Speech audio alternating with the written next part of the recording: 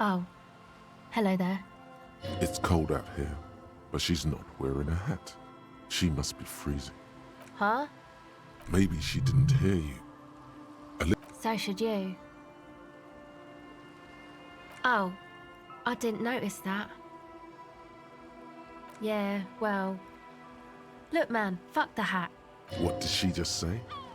That's not how a civilian is supposed to address an officer of the law. I'm sorry I said fuck the hat. I was concentrating on something else. My whole family swears and it rubbed off on me. A cell. Her hair is dyed blonde, with dark roots showing. There's a coarseness to her features, some masculinity below that timidness. Why? Okay, it's Berger. You have little reason to doubt that's her real name, but she's not all that surprised by this cop show questioning, is she? This is a portable recording device. It's for field recording. Low quality, but still. Actually, just one wire. I picked on it till the braiding came loose.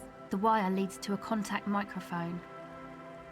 A contact mic records sounds from inside things, like this ice. Nice. You could maybe bug someone with it. Wiretapping. The mic? I don't exactly know. Somehow it doesn't pick up vibrations from the air. The book said it only picks up structure-borne sound, if you like technobabble. Same place I got the recorder from, the Palaceum. Oh man, you haven't been to the Palaceum? It's the coolest place in this whole drug-addled shithole. It's a music club and a synthesizer workshop on Boogie Street in Jamrock. Musicians live there, like real musicians. I once saw Arno van Eyck. Thinking about it really cheers her up. It's a long way from here, though. Oh yeah, guess you wouldn't know Van Eyck, or really be a Palaceum going kind of person. I don't know what that means. I don't know what that means either. That's cool. Sucks, man. Was there something else? About the contact mic, perhaps? Okay. Recording, I guess. I think I'm recording cracks in the ice, but there's no way to tell. Not without headphones. I think I just recorded your footsteps too. Not sure how that will sound. What happened to the old headphones? My boyfriend sold them. I don't know, man. Things. Just stuff you need for life. Everything checks out, sire. The musicians in the Palaceum used them for making music. They looped the stuff, cutting the tapes together. They make music out of cracks in the ice and keys jangling. Crazy sounds like that. It's hard to explain. Anyway, I thought I'd make some too. It's supposed to be, like, a music place anyway. I don't really know what I'm doing. They use synthesizers too. I don't have a synthesizer. She looks at the recording device. The thing she thought would fill her hours with joy and escape. It's turning out to be an empty fantasy. She feels childish, very useless all of a sudden. Thanks. No, man, fuck that. She's shivering a bit. That? The boys think it could be a place, like the Palaceum or something. Stupid. It's really not gonna be a Palaceum, that's for sure.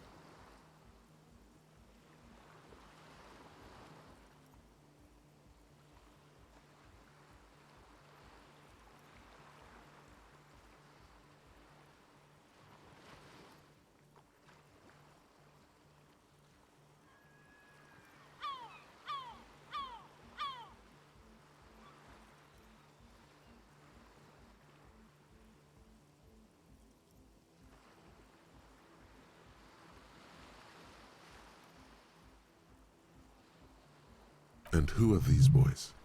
Yeah, Andre and the guys, they're inside, in the tent. Go ahead.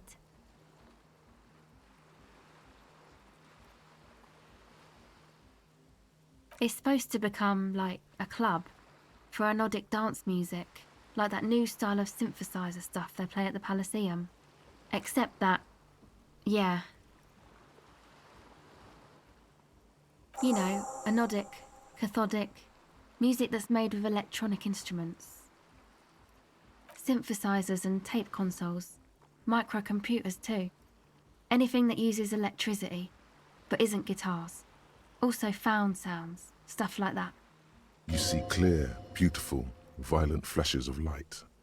Light cutting through a smoke-filled darkness. That is what the future will look like, if it ever comes. I know. It's not my idea. Andre and the boys found the place. It was supposed to be deserted, but now they can't even take it. Hey, you're a cop. Okay, well, maybe you could talk to Andre and the guys, because there are some strange things going on in that church. If you're police, you should look into it, right? They're inside that thing there. Would be cool if you did. Was there something else? Go ahead. It's supposed to accept that. Yeah, I know. Hey, you're a cop. Okay, well, they're inside that thing. Go ahead. Well, it's just questioning, right? You're just questioning me. It's what cops do. Once or twice, yeah. I'm sorry I haven't had the Revachol experience they get east of the river. Rich people. Rich people are east of the river.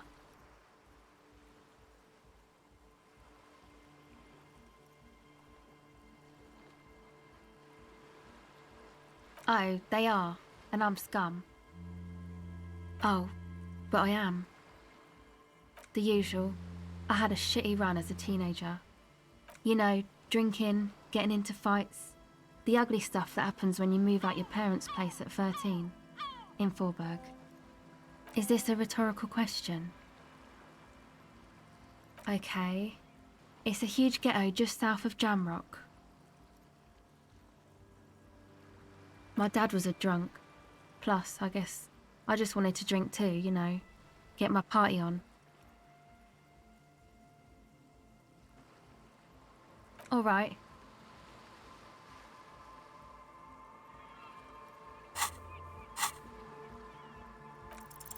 The device is cold to the touch. An angular Omicron logo adorns the yellow plastic cover. Underneath, Okay.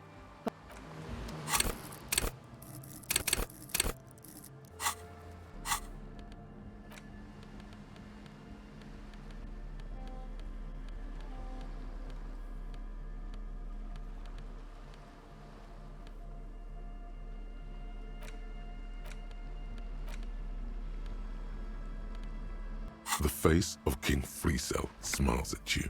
For some reason, the smile now strikes you as more forced than it did before. Comrade, as you know, this journal takes its name from Mazov's immortal expression, Du cristal à la fumée. This was his way of describing the way the rigid, crystalline structures of capitalist ideology turned to smoke under communism. But, like the structures of capitalist ideology, we too are at risk of going à la fumée. Unlike many publications which are content to spoon-feed their readers reassuring drivel, La Fumée is committed to telling the radical truth, even when that truth may drive away potential subscribers. Perhaps they've overestimated the market demand for this kind of commentary. So please, if you value our radical Mazovian perspective on contemporary politics, culture, and international affairs, please consider subscribing today. Yours in struggle, the editors. You flip back to the front of the magazine. The table of contents unfolds before you. This section includes a long, tedious critique of the latest round of free trade negotiations between the EPIS nations and the Free State of Semenine. You also skip over an article about heavy fuel oil smuggling along the Messina border, something about bear wrestling in Samara, book riots in Yugograd. Whoa, whoa, whoa. Bear wrestling. Flip back to that. It seems to be part of a new public fitness initiative in the People's Republic of Samara, SRV, devised and promoted by none other than President Kanajinsky himself. According to this extremely credulous account, Uncle Sport, as he's affectionately known to his people, has recently decreed bear wrestling the national sport of the SRV. Based on the description in this article, he appears to be an extremely competent and democratically elected president. It's quite straightforward. A standard match features one man, or in some cases woman, against one bear. 2 competitors, 1 ring, 5 rounds, or until incapacitation. According to the SRV's Ministry of Information, the program has been a tremendous success. Public support stands at 87%, and youth obesity and alcoholism rates are down 12% and 7% respectively. That's very much the idea.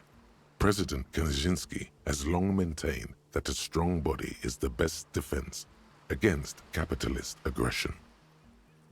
In shape, out of shape, you've always preferred to rely on your wits.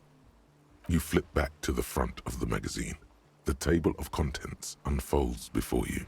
It takes a moment, but gradually it dawns on you that Kunst und Kultur must mean arts and culture.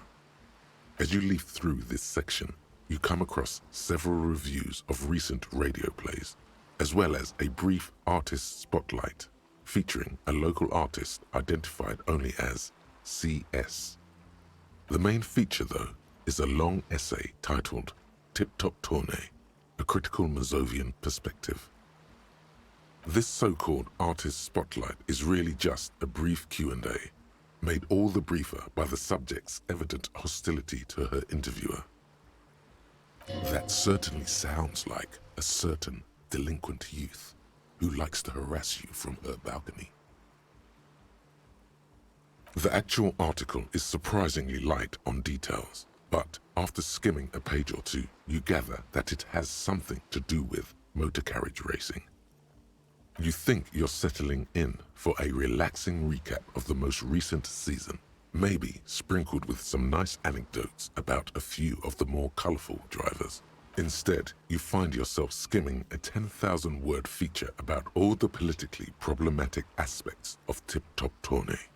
Where to even start? For one, there's the crass commercialism of its sponsorships, and then, oddly enough, this article has 2 bylines: Nasteb Enkalada Bernal and Exilus Buka. Under capitalism, the article says, every pursuit has its price. Every pleasure, even one as elemental as the joy of racing others around a track, is reduced to an advertising opportunity. Thus, the so-called tournée becomes a competition between increasingly meaningless brand signifiers. Your discount laundry detergent racing against a pack of Astra cigarettes, or even a Fritta. And that precisely is what's problematic about it. Were it not for the promise of random, spectacular violence, audiences would quickly lose interest. At the end of the day, it's the destruction of these 750,000 real races that you're really watching for. Sure, you think that, but subconsciously, it's the visions of brand names being engulfed in flames that you crave. That's because you haven't been reading critically. But don't worry. The whole point of these sorts of articles is to let someone else read critically for you. You flip back to the front of the magazine. Unsurprisingly, much of this section is taken up with articles declaring unqualified support for the dock workers' strike. You skim the headlines. Paint the harbor red and white. Martinez tames the wild pines. A city in revolt. First we take Martinez, then we take La Delta. Finally, there's a brief article by the writer G. Martin accusing the owner of the Capeside Apartments of illegally attempting to evict certain communist tenants simply for not having paid their rent.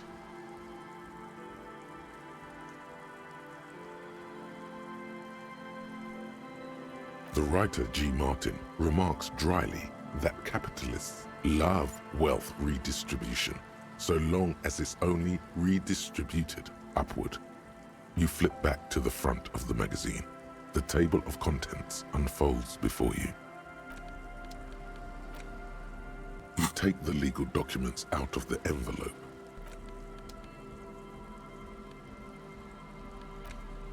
You hold in your hand the colorful primer. The title reads, "A Primer for Small Kids." There's a bear involved. This book will show you the score, get you oriented with those basic concepts you appear to be hazy on. The anthropomorphic bear will give you the lowdown of your life. The alphabet. This book will show you the score, get you oriented. The alphabet. Every page has one word designating one letter of the alphabet with a faded illustration. Most of them are scientific and cultural principles. It goes as follows. A is for azimuth. B is for Boreas. C is for cosine. D is for diamite. E is for ellipse. F is for phlogiston. G is for gamete. H is for homeboy. I is for econ. J is for Eura. K is for collapse. L is for laudanum. M is for myriad. N is for nadir. O is for aureole. P is for perihelion. Q is for quasar. R is for rhododendron. S is for sinus. T is for tricolor. U is for ultra. V is for vector. W is for Wahrheit. X is for xylophone. Y is for Ustava. Z is for zenith. That's it. You know the alphabet now.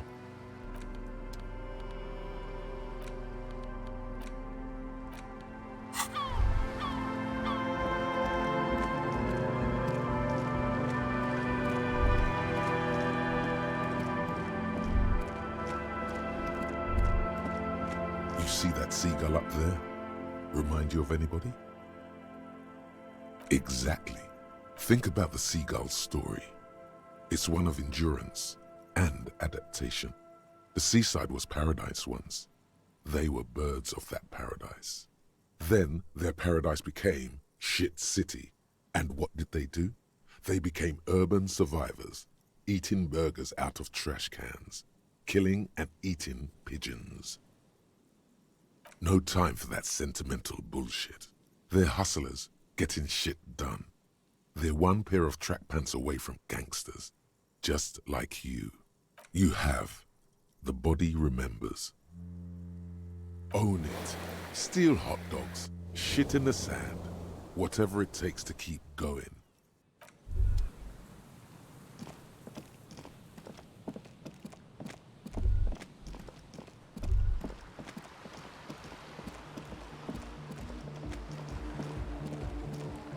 The tent is just tarpaulin fabric covering a pile of stuff.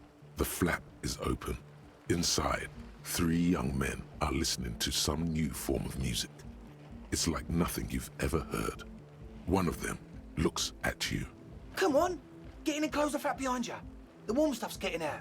It's safe to assume this is their leader, or at least he thinks he is.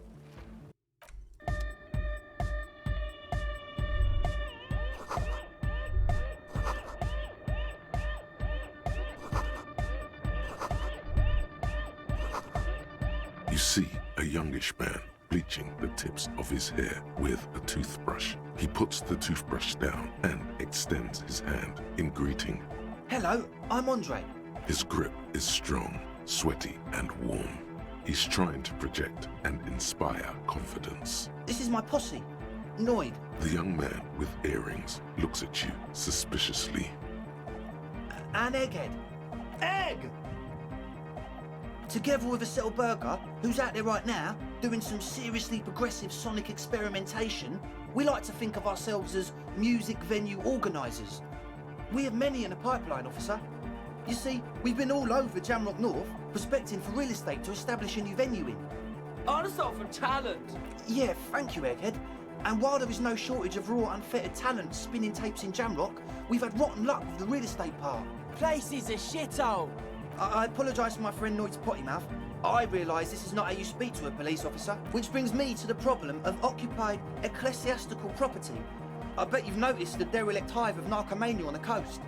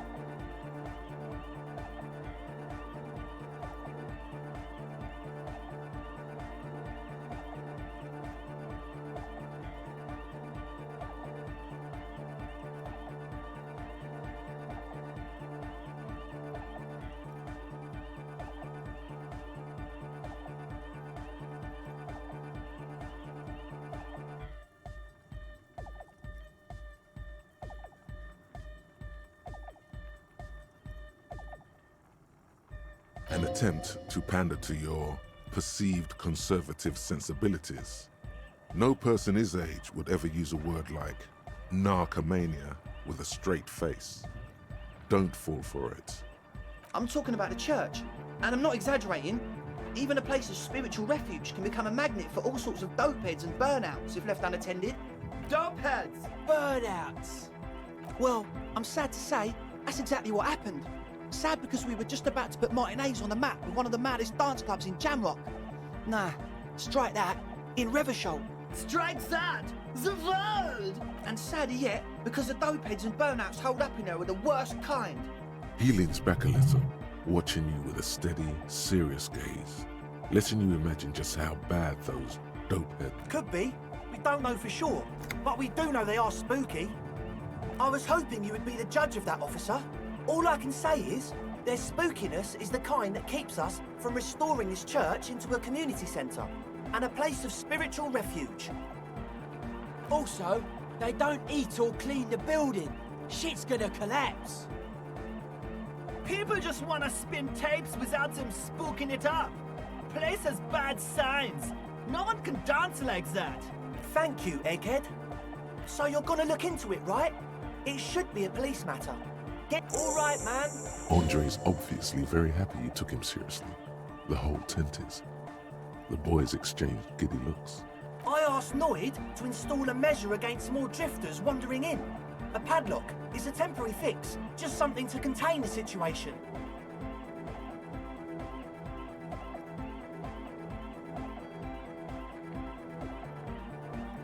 I had to do it in a hurry. Not my best work, but it should hold for a while. Of course. Noid, give the officer the key.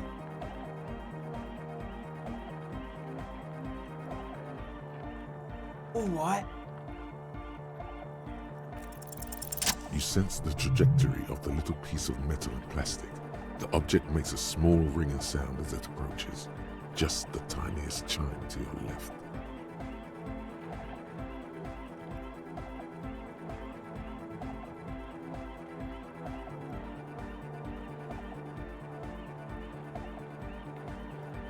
Ka-ching! The key hits your palm. The speed freaks nod to you approvingly. The speed freak nods to you. A respectful nod. You proved something here. Not long. Like a week, maybe?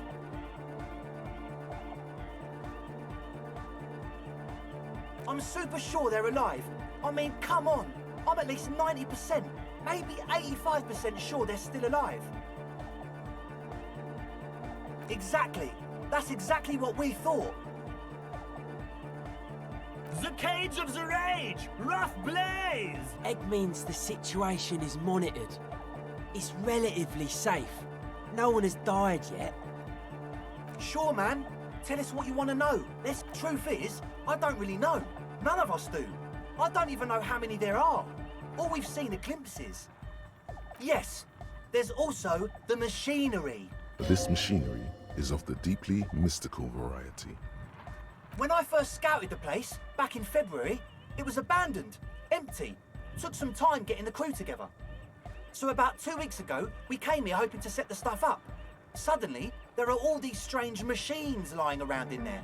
One of them has wires running into bowls of water. Wires into water. Never seen anything like it. Andre, tell him about the feeling. Oh, and it felt like there was something in there with us, watching us from the dark. No, the other one. Which other one? I'm not as in tune with my emotions as you are, Egg. Felt like silence. Awful silence. For this man, even regular silence is awful enough. But that was something greater. Not exactly. We've just seen someone who we think is a woman go in and out of the church. A couple of times. And we felt someone or something eyeing us inside. But that's kinda it. Like you aren't alone, you know? It wasn't quite human, if you know what I mean. It was this dark shape climbing upside down along the ceiling, like some kind of crabman. Yeah, you know, the way it was climbing up and around the ceiling, like a crab. It was stalking a cell, exhibiting ambush behaviour. Crabman! Yeah, totally. I mean, I didn't personally see it. Estelle was alone that time, but I believe her. If she comes out running and says there's a crab in there, there's a crab in there. So he hasn't even been in there lately. Is he afraid? You should ask her about it, but be nice. Don't tell her you don't believe in the crab. The implications of this are too numerous to consider. Proceed with caution. Learn all you can before entering that dark building. You should talk to Noid about that. I just got a distinct burnout and dopehead sign from them. Probably jacked up to some snuff station too. Probably, very likely. Well, honestly, I can't. But I am. Why not? Let's go with that. I'm 70% sure they're substance users. Don't let the technology fool you. Sure. What? Oh yeah, that's a Meteor name for the founding party. Thought it'd be cool to use it. You know, of Meteo, concerning Meteo. Meteo, a country, on Muindi, on the Muindi Isla. Come to think of it, I've never really looked them up, you know. I can't give you a precise definition, but they're a very powerful religious organization. Yes? Yes. What? Yeah, good to have, bitch to carry. When I first scouted the place, I did some reconnaissance. I'm not sure the church even has running water. Oh. It's the one they sell at the fuel station. It does, doesn't it? Told you we have a smell problem. He sniffs the air, then shrugs. A shrug is good enough for us. Why say it when you can shrug it? The what now? Oh, the old Ultra. I have a major sinus infection, stuffy nose. We all do. Shit's all blasted up. Winter. Can't even breathe. Yes. What? It's for starting engines, man. What's with the goddamn Romangarod earrings? It's cold. The fluid's for the generator. I guess it does. No idea, man. He nods enthusiastically, no doubt a little relieved. As always,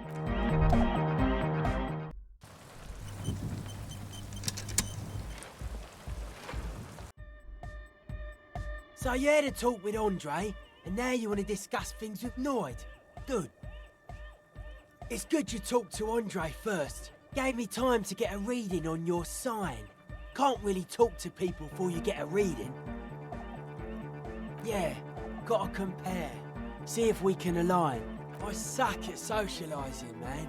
Even now, our sign synchronisation is way off. But I'll see what I can do. Weird stuff. Specialised. There was a data processor and some sort of long-wave machinery. Wires going into water. Gives off a spy sign. Or some fucked up Samaran science sign. You know, the kind that goes head first into the supernatural. Most of it doesn't exist. But there's also stuff that isn't allowed to exist.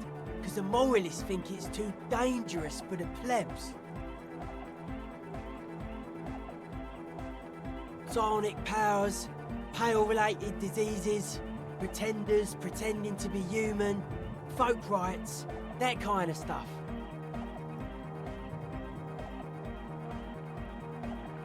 The hardcore aesthetic is esoteric. It's not meant to be discussed with the law at this moment. It's not easy to reach a harmonic resonance of signs without some adjustment. Yes, further sign matching would do good for us. One way to achieve this would be by getting us into the church. A young man with peroxide blonde hair holds up a Harman Walshi tape player, nodding along to the music. He looks at you with a knowing smile, and as though you're supposed to be sharing some tremendous evangelical secrets. Hardcore! Hardcore! Hardcore to the mega! Internally coherent! Encore! All right! He furrows his brow. Hardcore! The question is, what is the question? But there was a question? Could there have been a right way out of this garden of forking paths, you think?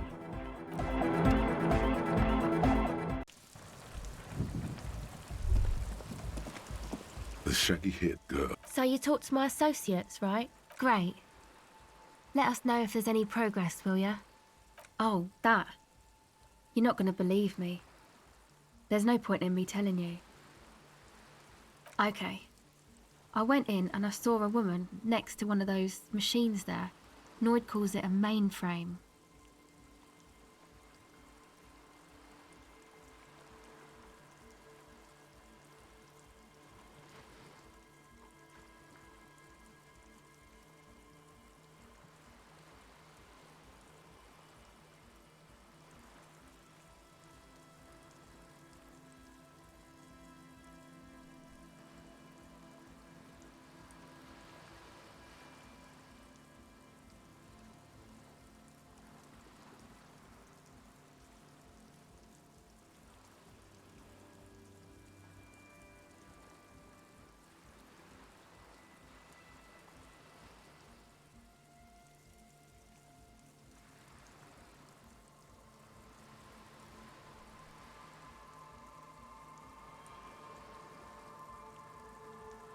She was dressed like someone who's been raised by their grandmother, you know, strange old clothes. Had this absent expression, didn't say anything, just stood still. And then, you know, right behind her, a man crawled down the wall, upside down like a crab, down the church wall. I think the woman didn't even know he was there. He was completely silent. He stopped right before he got to the floor, then just hung there like that, looking at me, right at me.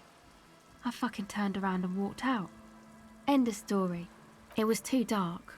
I couldn't tell exactly. Come on, she obviously could. She already went into detail. He looked like a banger, okay? He was all muscular and stuff. had a mesh tank top. I know it sounds ridiculous, but that only made it scarier in a way. Yes, a banger, as in a mess gang member. I know what it sounds like, but that's what I saw.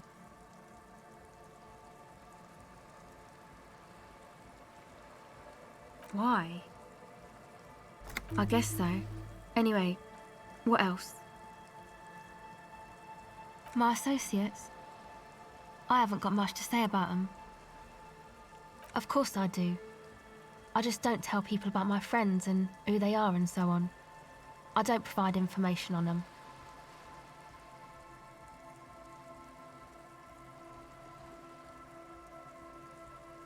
Me? I'm a silver bird. Don't know what makes you think it'll be any different later, but...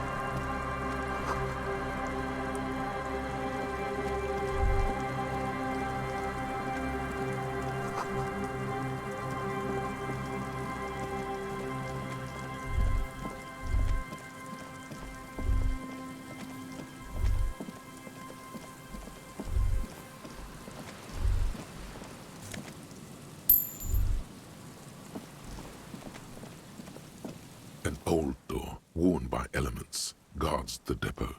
The wind has blown a sand dune in front of it. The door hasn't been opened in a long while. You see a handle.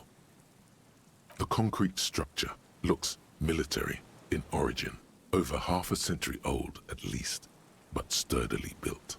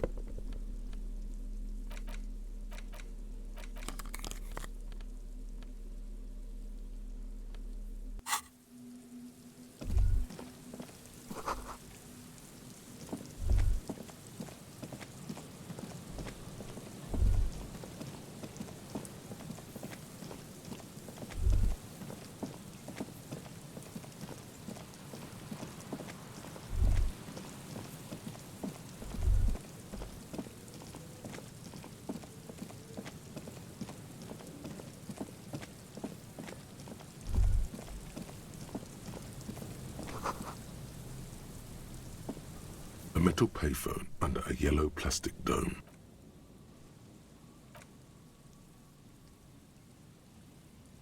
You hear the tone. The machine is inoperable. Calling. Still, this feels wrong. End of tone. Someone. Pierre, is that you, Pierre? Do you have any news about Pierre? What a pity. I'm afraid I won't be coming to the funeral. There. Chrysanthemum. Her voice is drowned in white noise. Calling. Still calling.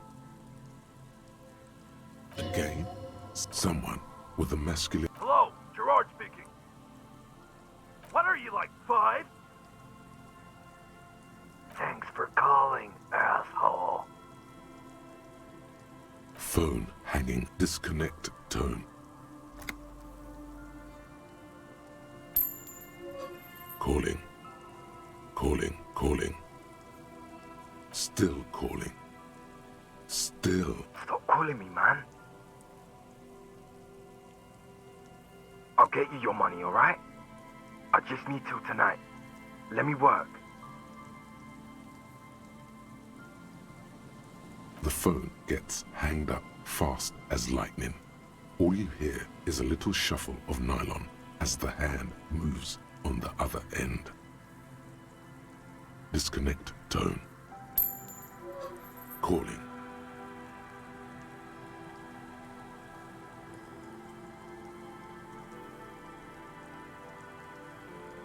I'm tired.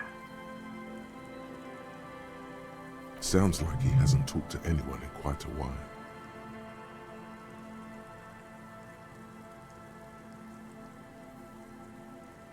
Writing. I hate writing so much. But I have to get back to it. The man disappears with a sigh.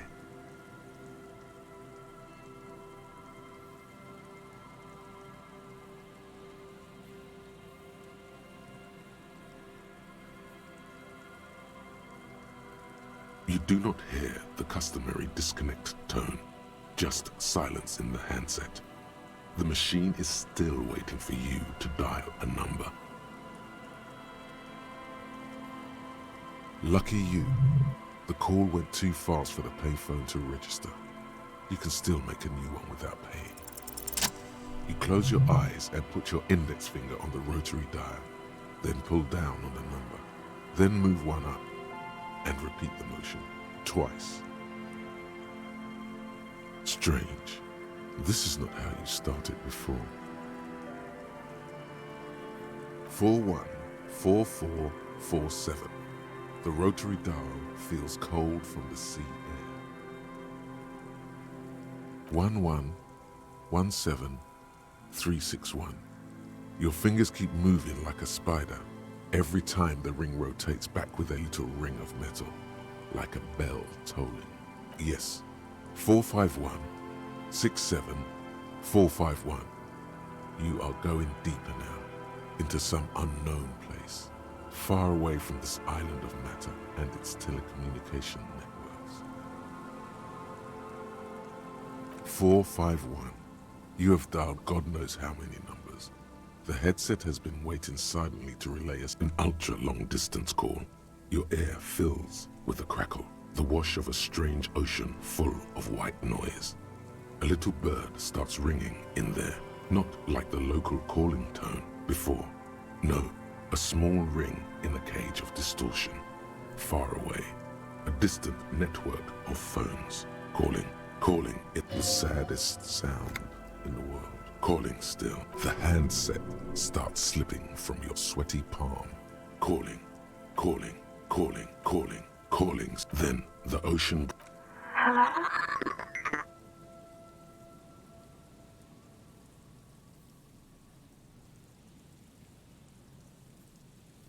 You're not a revolutionary, Harry. You're drunk.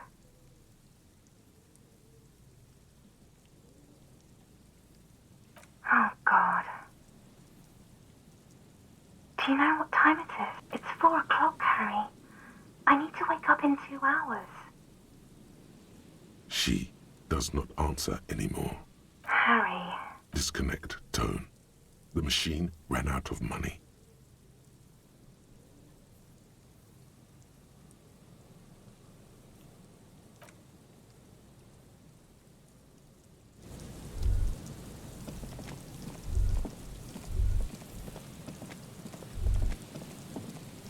Someone has left an unidentifiable article of clothing on this railing. It smells really bad. It's streaked with dried seagull shit.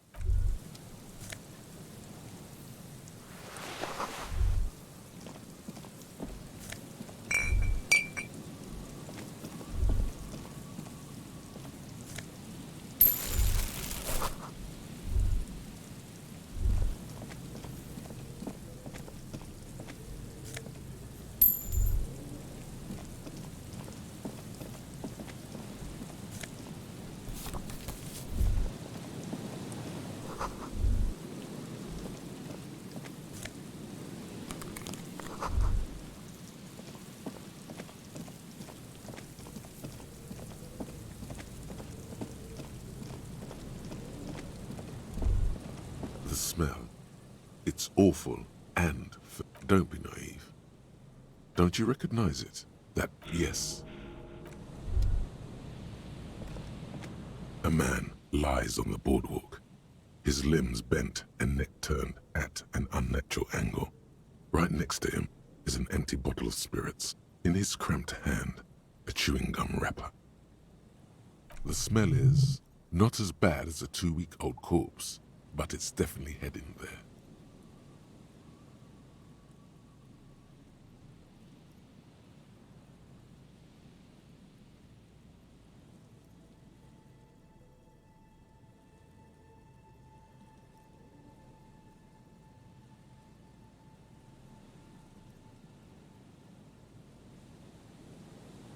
Another dead body. This is your job. Steel yourself.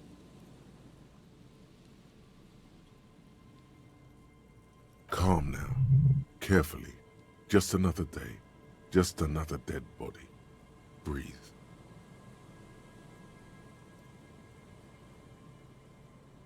He's wearing mud-caked boots, beige trousers, and an old brown leather jacket with a bright blue lining. There are traces of kebab sauce on his chest.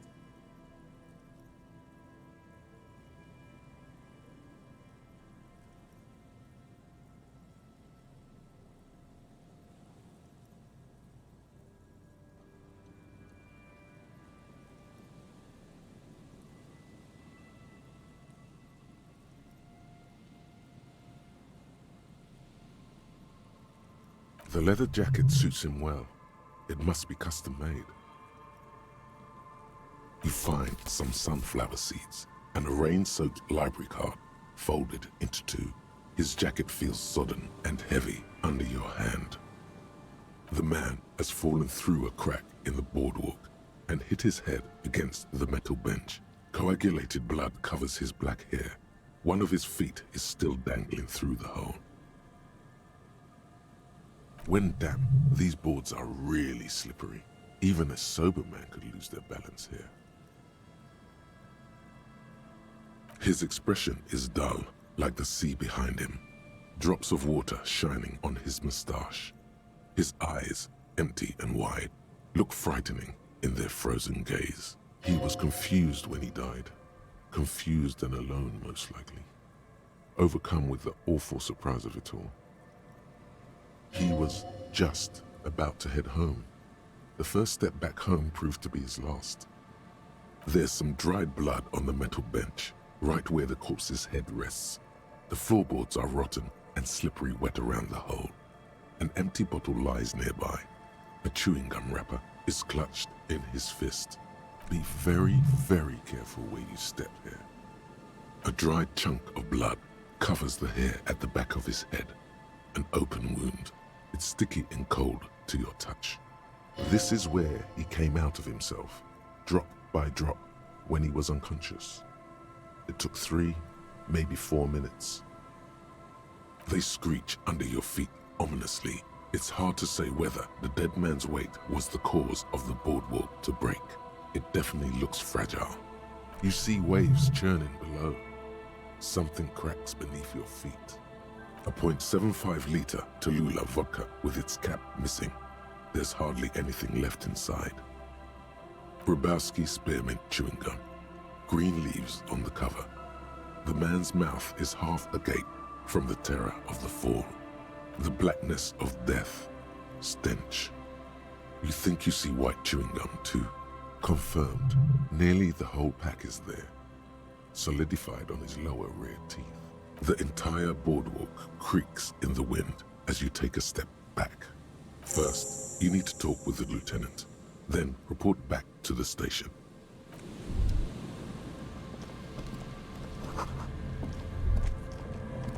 There's some tear, an empty cigarette package, and 2 empty bottles of Tallulah vodka and a can of black potent porter is all you find.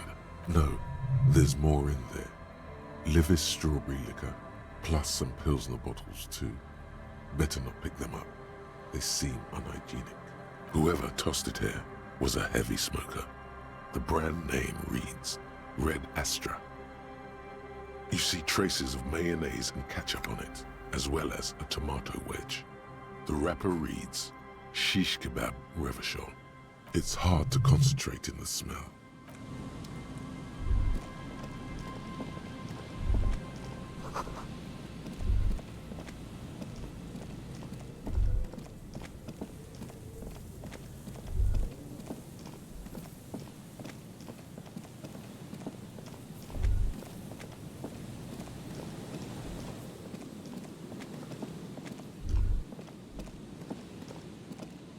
Heavy wooden doors, more than twice your height, stand shut in front of you.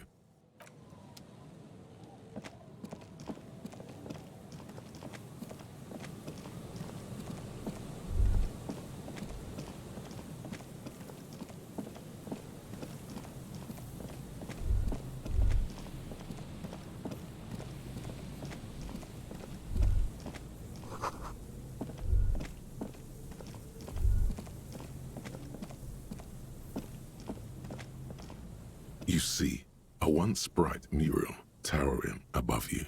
The signage has peeled off over the years, but you can still make out Feld Electrical R&D. A slogan used to intertwine with the loops a long time ago. Now only a shadow of peeled letters remains. It says, "Tomorrow is just a whisper away."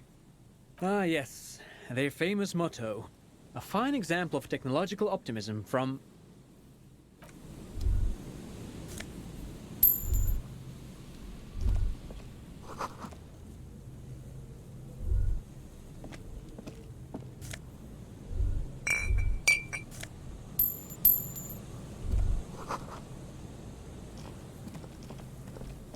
And Mikhail noticed the windows, especially with how there are no windows on the south side. This was to deal with. You, officer, come to investigate the historic subtext of West Martinez? I was just telling my son about this building. Not many people appreciate the historic significance here. Very rich in hypertext.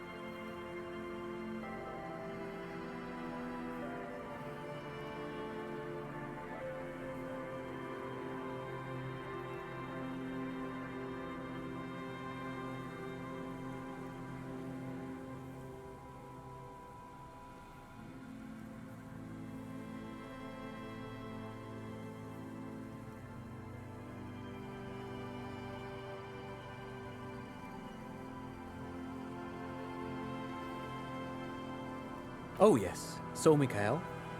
They had to deal with monitor glare, especially in the summer. They still had vector monitors back then.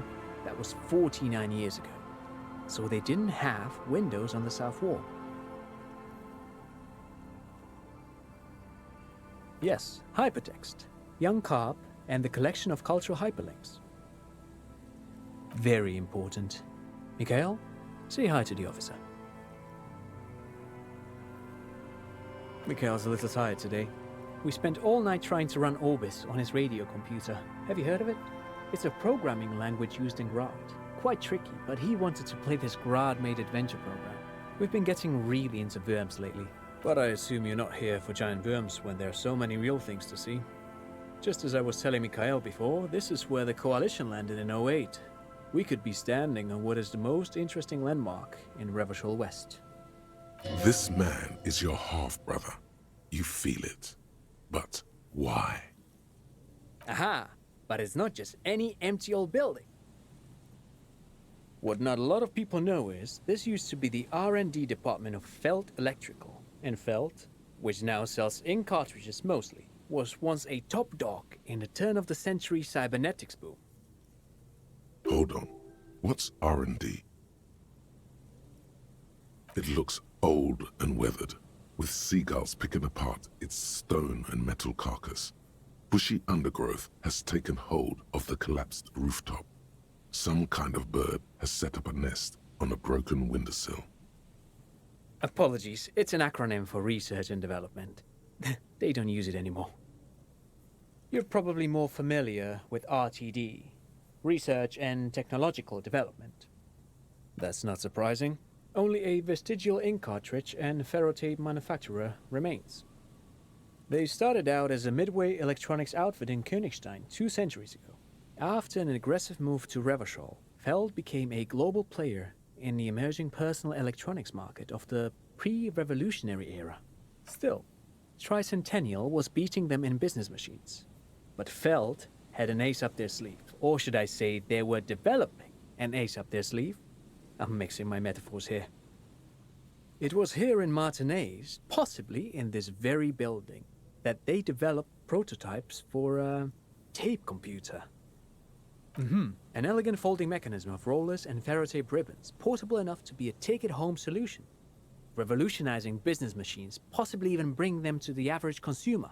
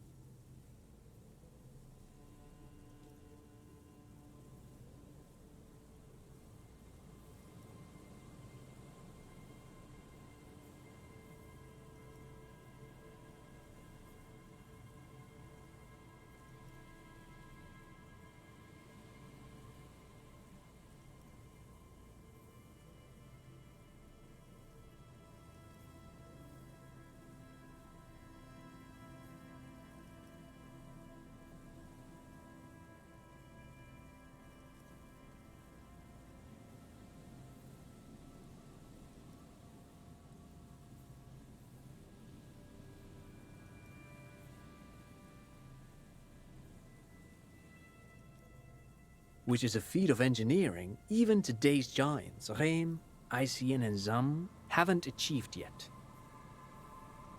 He assumes something like a combat stance, facing the wind. Indeed. What? The revolution! Unfortunately, their moonshot project never made it to the market. Feld's move to Revachol backfired. The revolutionary government liquefied their assets and expropriated those very advanced prototypes. Possibly from this very building. or one of the adjacent ruins. All of this was built by Feld, even the boardwalk. Wild Pines built Martinez proper as a resort for their middle management. Feld built this side of town for R&D. Yes, they even built a pleasure wheel, but that got destroyed in the war. A wheel? Yes, to lure in their star engineers. This part of Martinez was nothing but reeds before Feld arrived. They had to make the prospect of living here attractive. It was supposed to become a global center for innovation in cybernetics. But history had other plans. Oh, I'm afraid it didn't end well for the boys. But this story is a bit too dark for little Mikhail here. Now, if you were to ask about tape computers, they used them for military communications, but also to write and send out press releases, the most notorious example being Le Décret de Mars. What's the Mars Decree? I mean the radio transmission sent out to news agencies and world governments by the newly created Commune of Revachol on the 7th of March in the year 02. It's a beautiful piece of text, actually. A singer-songwriter I know, Charette, called it a love poem to Revachol on her political concept album Bon Baiser dans ce Lind. You should read it. Every local library in Revachol stocks a copy of the decree. I tried to get Mikhail to memorize it. Tried to. Someone was much too interested in worms to be paying any attention. The kid takes a peek at the green and silver worm on the cover of the book, already forgetting about this part of the discussion. Actually, no one knows. No one even knows what a computer made entirely of tape would look like. But word has it, they were very elegant. Exquisite, alien-looking turn-of-the-century hardware. 10 years ago, I did a little freelancing, I guess you could say. I was a special consultant for an exhibition at the Humpty Dumpty Dum Center in Vredefort, Oranje. It raised the same questions, and we had lengthy discussions with Paul Ockerman, who was head curator at the time. This was before the twins Keith and Guy Hughes joined the team, trying to... Wait, did he just say Humpty Dumpty Dum Center? He did it. He said Humpty Dumpty Dum Center, like it's the most natural thing in the world. The Humpty Dumpty Dum Center for Contemporary Art. The exhibition itself drew on Lagerman's notion of memory, and so there were some parallels. That's why the head curator, Paul Ockerman, chose to... In fact, I'm not. The Humpty Dumpty Dum Center is a place you can visit if you're ever in Vredefort and are ever in the market for an exhibition space / contemporary art research center. But perhaps I should return to the tape computers. As I was saying, the device itself was very elegant, fragile even. One could write directly on the tape using a special chemical solution. The machine would then analyze the handwriting, perform operations, and project output onto a white screen. It was a beautiful, delicate thing. Even one would be very useful. Though I understand the socio-economic causes of the revolution, it pains me to imagine the revolutionaries setting fire to the precious device. But so they did. The Feld playback experiment vanished into the fires of 07. Yes, the official name of the prototype. Some sources report it as the Feld playback experience. Who knows? Maybe it was an accident, or maybe they didn't want the technology to end up in the wrong hands. Either way, they're all gone now. All 3 versions of the prototype. Nothing but debris and ashes remain inside that building. But of course, what else? I do have some money, yes, but that's not what's really important here. He's not gonna give you money. What are you doing? Clearly you were just profiling. Of course, Detective, I wouldn't have assumed anything else. Matter of fact, I don't know if you're familiar with this, but the Vespertine Department of Justice has published a rather interesting paper on the criminal profiling in former socialist states. Have you read it? If not, then you definitely should. If not for tips and tricks, then just for theoretical curiosity. Anyway, that's just a little something that sprang to mind. You were saying? Forget it. They don't sell those kind of books at crime, romance, and biographies of famous people. No, thanks to you for having me and little Mikhail here to pick your brain. A very interesting conversation indeed.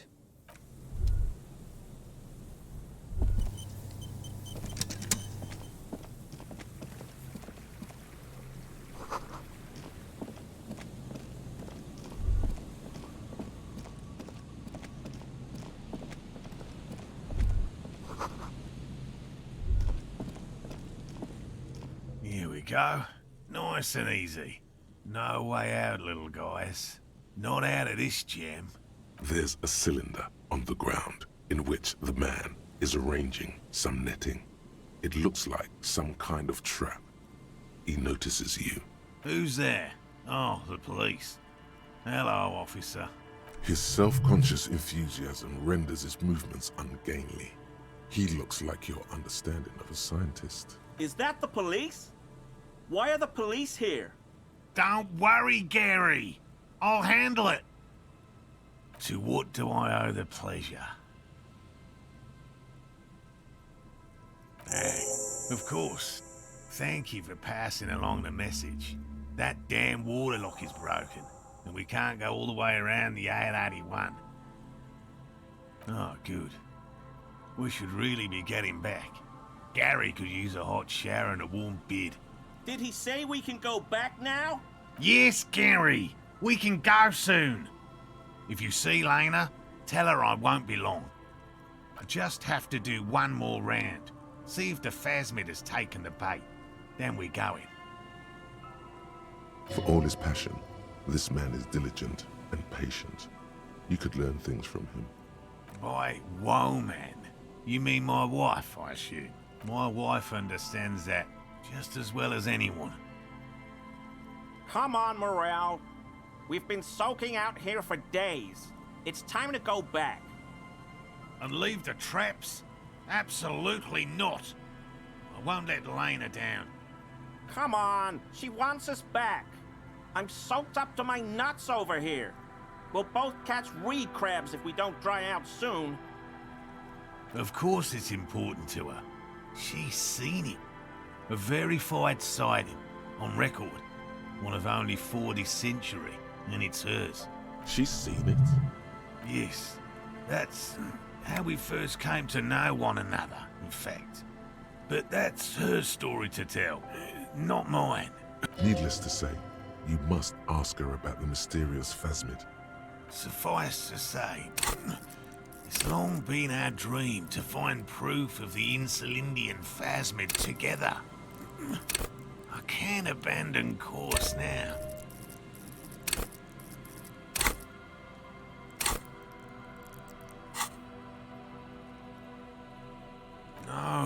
No. The traps need to be monitored on a regular schedule. What would we do if the Phasmid were to starve while we were sipping tea at the hostel? He's dead set on this. I could go for some trap setting. I didn't expect you to take such an interest in our work here, officer. Yes, indeed.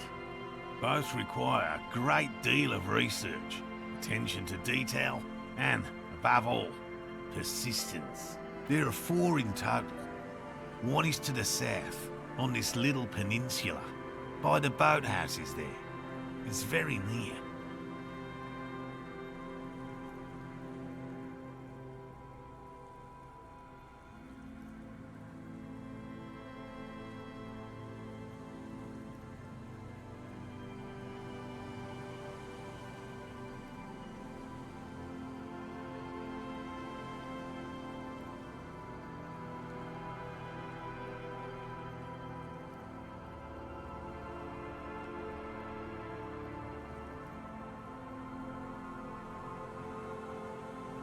Another we set in Land's End, to the northeast. It's behind a small sand dune there, on your way to the old radio tower, after the church. The third is set near the canal, where you crossed, by a concrete slab. A big thicket of reeds going up the slope, and among them, you should check at least one of those before returning to this one, since I just said it. This one's more of a technicality, but still.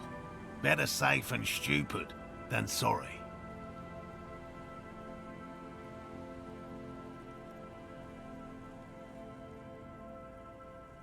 Bring it to me at once. Just make sure the trap is closed tight.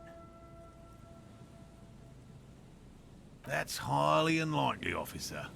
But in the event you do, I'll spray you with a pheromone mixture I developed.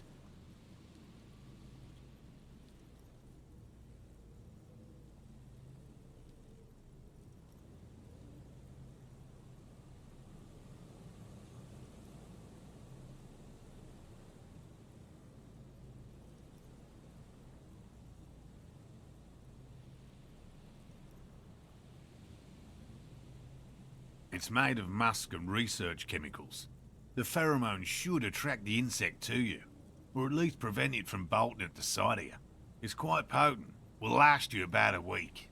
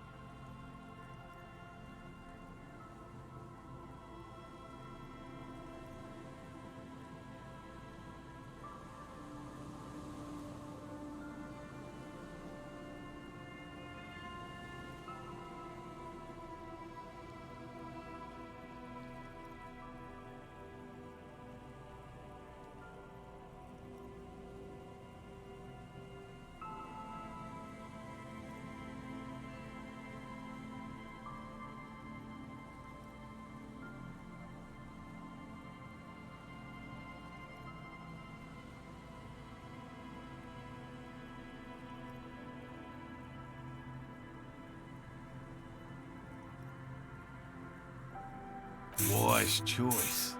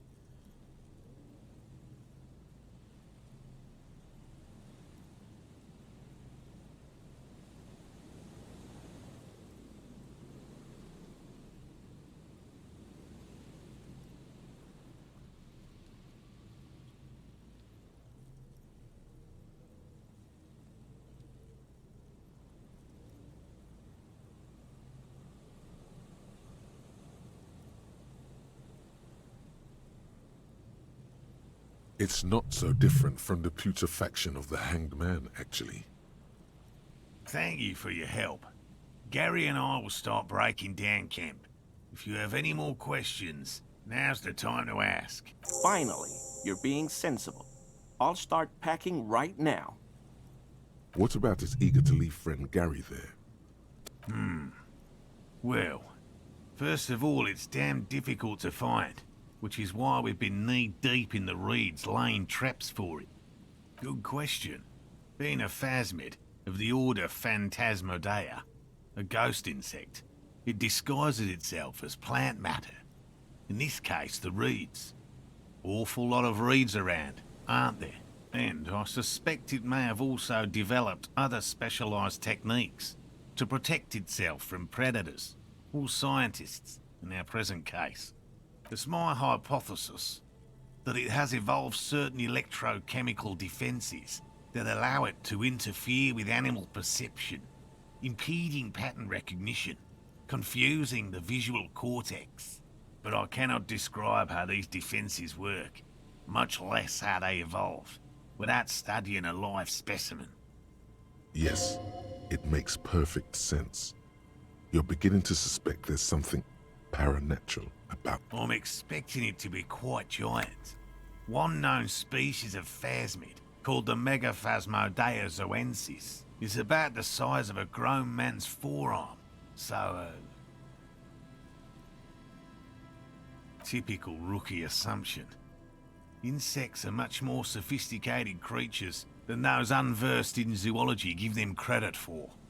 Even simply catching a glimpse of the Insulindian phasmid would be the apex of my, of any, cryptozoology's career. But to study it and its defences, find out how it stayed hidden so long. Very little, I'm sorry to say. No one's ever captured a specimen, so all our information is based on first and third-hand accounts. Not yet. That's what makes it a cryptid. I know it's real. By which I mean, I've heard enough first-hand accounts to believe quite firmly that the Insulindian phasmid is more than mere superstition. There was a credible sighting here recently. A pair of teenagers described a creature that matched the Insulindian phasmid to an uncanny degree, despite not knowing what it was themselves. It's the first credible sighting in several decades. Admittedly, it's an unusual location for this species, but with all the sewage runoff upstream, it probably doesn't matter much anymore. I have to resist the thought. Such an extraordinary creature is doubtlessly highly resilient. After all, it's generally thought to be capable of parthenogenesis. Parthenogenesis, meaning the females don't need males to reproduce, makes it easier for a species to survive in adverse conditions. Nature does not concern herself with ethical propositions. As a scientist, my interest is strictly dispassionate. There's nothing dispassionate about the way he talks about the insect. Well, they may not look impressive, but Lena designed them quite cleverly, so I'm sure they'll do the trick. Yes. More than some, he admires this about her. Simple. Attracted by the locusts, the phasmid crawls down the funnel and, having eaten its fill, can't get back out. At least, that's the intention. The net isn't a perfect solution, but we didn't want to use anything that might damage the specimen's delicate exoskeleton. Locusts. Nearly all known phasmids are herbivores, of course. But we've hypothesized that the Insulindian phasmid might occasionally prey on other insects. Inside the traps, a number of locusts crawl and tumble over one another in a tiny, chittering swarm. They'll work, I assure you. The predatory hypothesis, using locusts as bait, accounts for the failure of previous efforts by other teams, which use plants. We have given this some thought. The traps do seem to be deftly and thoughtfully constructed. Yes. What? I've just always liked animals and puzzles. Searching for cryptids is a bit of both. He seems reluctant to talk about himself, but he'll open up, if you prod a little. It's not child's play, just because I have to traipse through the mud every so often. Real. I know you think one is a respectable profession, while the other is superstition. Everyone does.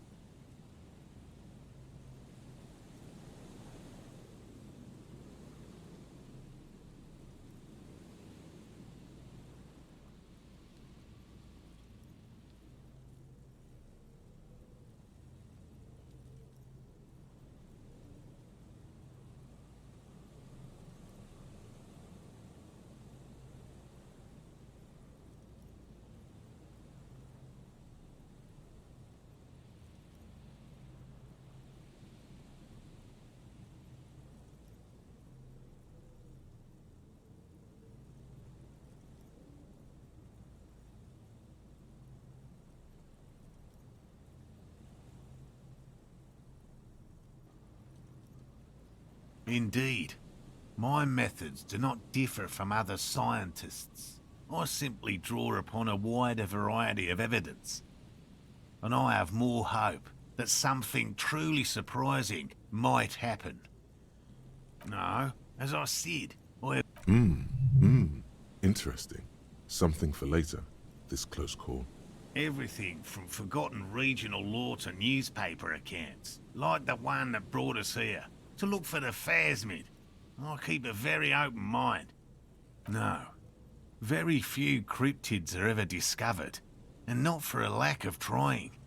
To stay hidden is a cryptid's primary quality. It's even in the name, cryptid. Of the list of cryptids kept by the Cryptozoological Society of Chemnee, which is 4,082 items long, about 2,000 have been confirmed as hoaxes.